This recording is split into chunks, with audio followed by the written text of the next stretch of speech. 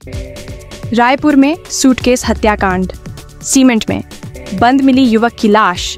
इलाके में सनसनी। छत्तीसगढ़ की राजधानी रायपुर के डीडी नगर थाना क्षेत्र के इंद्रप्रस्थ कॉलोनी में सोमवार को एक बड़ी वारदात सामने आई। सुनसान इलाके में पड़ी एक बड़ी पेटी से जबरदस्त बदबू आने पर लोगों ने पुलिस को सूचना दी। मौके पर पहुंची पुलिस ने पेटी खोली तो उसमें सूटकेस मिला, जिसके अंदर एक युवक की लाश सीमेंट में पूरी तरह पैक थी। शव बुरी तरह मोड़कर रखा गया था, पैर बंधे हुए थे और पहचान छुपाने की कोशिश की गई थी। पुलिस और फोरेंसिक टीम ने तुरंत मौके से सबूत जुटाए और शव को पोस्टमार्टम के लिए भेजा। शुरुआती जांच में शव 3-4 दिन पुराना लग रहा है।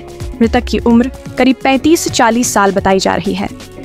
आसपास के सीसीटीवी फुटेज खंगाले जा रहे हैं ताकि पता चल सके कि पेटी और सूटकेस को किसने और कब यहाँ रखा। घटना के बाद से इंद्रप्रस्थ कॉलोनी में दहशत का माहौल है। स्थानीय लोग पुलिस से गश्त बढ़ाने की मांग कर रहे हैं। पूर्व कांग्रेस विधायक विकास उपाध्याय ने मौके पर पहुंचकर प्रदेश में बढ़ते अपराधों पर सरकार को घेरा और कहा कि अपराधियों को संरक्षण मिल रहा है, आम लोग असुरक्षित महसूस कर रहे हैं।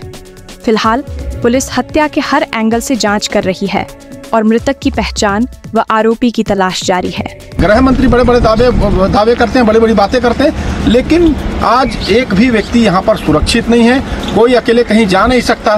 किस व्यक्ति की ये लाश है अभी तक मालूम नहीं और पुलिस यहाँ पर आई है, अभी डेड बॉडी को ले जाया जा रहा है। पता नहीं कहाँ पर ये घटना हुई और कौन यहाँ लाकर इसको छोड़ दिया। ये अपने आप में गंभीर विषय है।